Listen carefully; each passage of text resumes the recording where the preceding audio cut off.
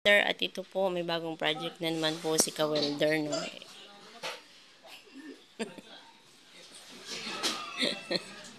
Aray. Nalaglagan siya ng ano tawag dyan? Ground ng welding machine. Mas malaki pa kasi yung ground kesa sa welding machine. Dati, ang laki ng welding machine. Ngayon, liit na. Yan. So, nalaglagan siya ng welding machine ng ground. Noon, pag nalaglagan ka ng welding machine, may bagay kasi ang laki. Yung ground mas malaki pa. So, ito ngayon, meron siya ditong 1, 2, 1, 2, 3, 4. Apat na, ano po ito, gulong. So, may idea na kayo kung anong ginagawa niya. Nagpapagawa po sa kanya ng dalawang lamesa. Rolling store yan. Rolling store pa rin. Rolling store. So, ito ang isa. Yan. So, ano po yan? Ang gamit po niya ay plain sheets, yung tagiliran, tsaka na-rivets lang po niya yan. Ma-rivets. Yan. Tinda dito, mais. Ah. Na may cheese. Ayun, ang titinda daw po dito ay mais na may cheese. So, yan. Ito po yung sa ilalim. So, yun. Welding ko ni Ka-Welder para matibay.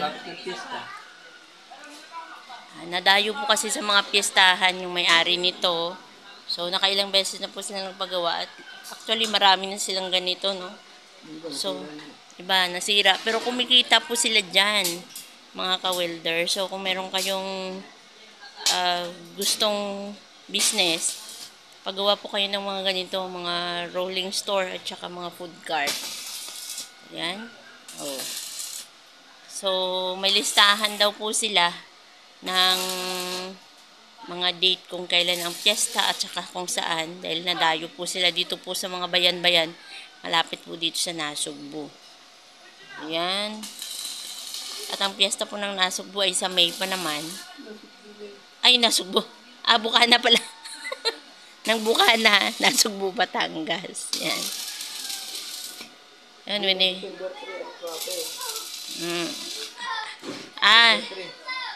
Ayun. Kaya siguro pinagagawa niya ito. Kasi may peryahan na po pala ngayon dahil December 3 po ang piyesta ng Nasugbu proper. Yun. Ka-welding na siya. Yan. Yan muna. Yung mga bata, maingay. Yan. May nagtitinda ho dyan ng siomay. Yan. Ayun, kitang-kita ang presyo. 115 pesos. Yung isa. Isang gulong lang. Yan. So, yan po. Matibay na rin. At meron na kaagad customer. Andun sa ilalim. Ayan. So, ayan po ang bagong project ngayon ni Ka-Welder. Actually, dalawa yan. Yung isa wala pang mga dingding. Mga Ka-Welder niya. Ayan. Ayan. Kulang pa pong materyales. So, niribits ng, ito ay kulay blue, yan po ay kulay green, yan. Yan po ngayon ang ginagawa ni Ka-Welder. So, tubular po ang ginamit niya dyan. Blue din. Green kasi yung nakikita dito eh. So, nagkulang. So, naging blue na rin.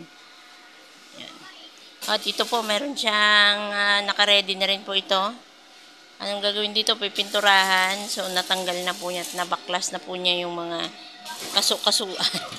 Kasi para mas madali pong pinturahan, ito po yung sa aming kakilala at kaibigan po na PWD. So, nakakapag-drive po siya ng ganitong ATV. Ayan. Gusto po niya, napinturahan po itong mga loob. Mas maganda nga naman pag nakapintura kasi may mga kalakalawang na po.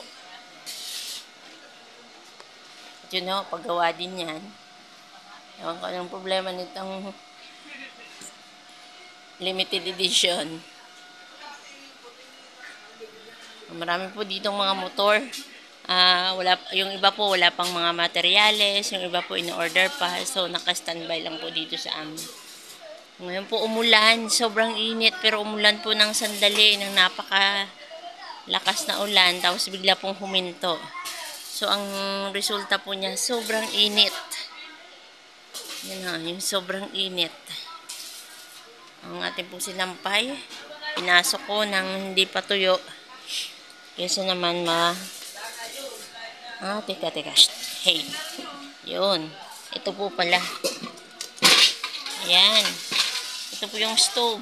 Ayan. Yung stove na ilalagay po dyan so hindi pa bukas. So, dyan po yan ipapatong sa taas. Kaya nga stove. So, na-welding na po niya. Ayan. Ilan na? Isa, dalawa, tatlo, apat, lima. No? Lima. Sabi ko, ay lima, apat pala. Apat po na gulong. So 1 2 3 4. Yan, naka-fix na po yung gulong. Ito po yung tinutulak lang nila. Mainit pa po yan.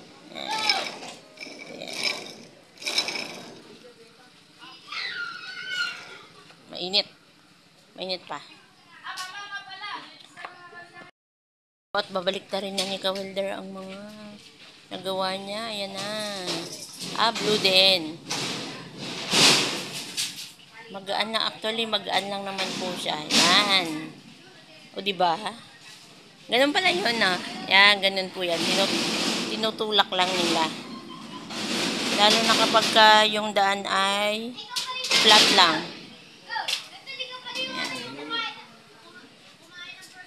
Ganyan po yan sa loob. Dito pinapatong ang stove. Bubutasan. Hindi na? Hindi na. Nakapatong na lang. May bubong to, wala. Yung pinatong na po ni Kawelder. Yung stove, ganyan po yung itsura niyan. So, mais na may mais daw na may cheese ang tinda po dyan. Cheese. Gusto mo mais na. Oo, lang yun lang. Kamali tayo. Kung ano man ang kanilang Gusto mais na may flavor. mais daw na may flavor. So, yun. Tapos na po yung isa. At, ayun ang kanilang lutuan. Ito ang kanilang lutuan. Hindi kaya parang manipis? Hindi naman So, mga bago. Hindi Ito yung ginagamit nila eh. Bagong-bago to. May presyo din yan. May presyo din. 115. 55. 155. Magkano kaya ang stove? Are. Ang stove po ay 369. 369. So, meron na po kayong idea. Kung 369. 155. Yan, medyo mahal po ang pagpagawa. So, marami siguro magtatanong kung magkano yan. So, comment lang po kayo dyan sa ating pong comment section. And like nyo po and subscribe po ang channel po ni Kawelder para po malaman ninyo kung magkano pong magpagawa nitong lamesa na merong gulong. Yan. So, yun. Yan po ay malapit na po ang summer. So, maganda pong pang negosyo po yan.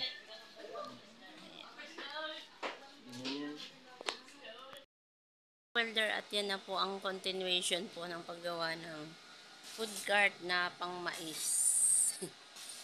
Meron po pala siyang sabitan. At ilaw. Lagayan pala ng ilaw po yan. Tapos, ito po, sinukat na rin yung lagayan. Hindi po pala yung maliit. Lipat pala niya dyan daw ang burger. So, kasya pa rin yung pang burger. Yung stove. Ayan yung stove, maliit. Ito mas malaki. So, kasya pa rin. Tapos may space pa. Ganun pala yan. So, maganda po itong hanap buhay. Ari pong may-ari, si Chris. At meron na siyang 7 ganito, Oh, 7 piraso. Ang dami po niyang ano. So, kasya pa rin pala. Kahit ilagay pang pangburgeran. Yan.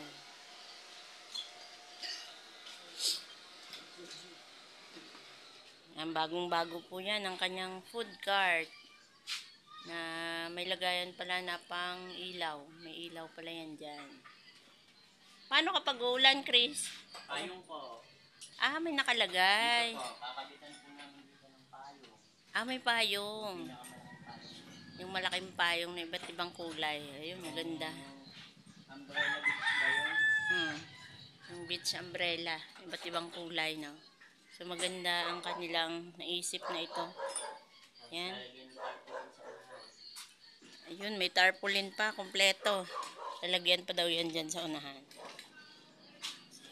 Sold na. Kanilang ano. So,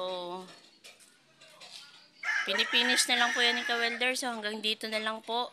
Ano, Ka-Welder? Okay na yan. Okay na po yan. So, i-release na po yan. Patapos na daw. Ayun, hanggang dito na lang po ang ating vlog. At kung hindi pa po kayo nag-subscribe sa channel ni Ka-Welder, subscribe na po kayo. Like and share na rin po. At comment down below kung gusto niyo pong magpagawa ng ganitong klaseng food cart at hanap buhay. Nilagyan po nila ng butas, yung tagiliran. Ayun, nilalagyan po nila ng butas. Pakita ko po sa inyo. Yan. Ganun din po yan sa kabila. Kasi, para matanggalan na. Apo, lalagyan ko nilyo. Lalagyan ng tornilyo para matanggal-tanggal. Patanggal-tanggal. Yan. Yan po at kinukuha na po at nilalabas na. Yan. Pwede na po yan gamitin. So, gagamitin na po nila yung food cart na yan. So, hanggang dito na lang po. At see you next vlog.